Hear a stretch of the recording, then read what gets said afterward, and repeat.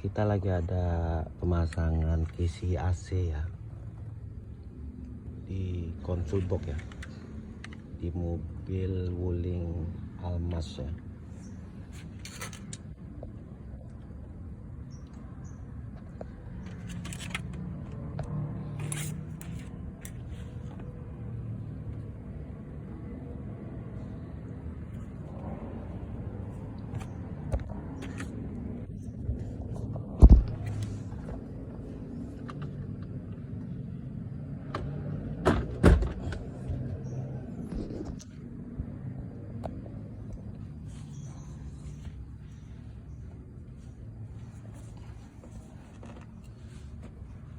Caranya kita selipin pakai alat ya,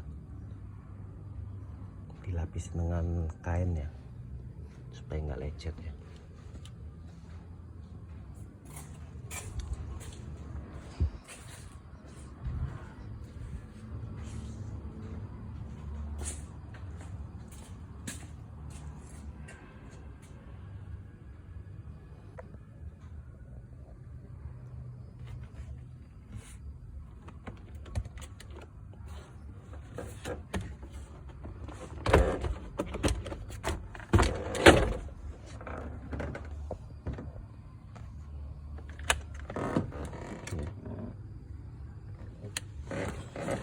Nanti kita buka baut, ada 4 biji ya, di atas 2, di bawah 2.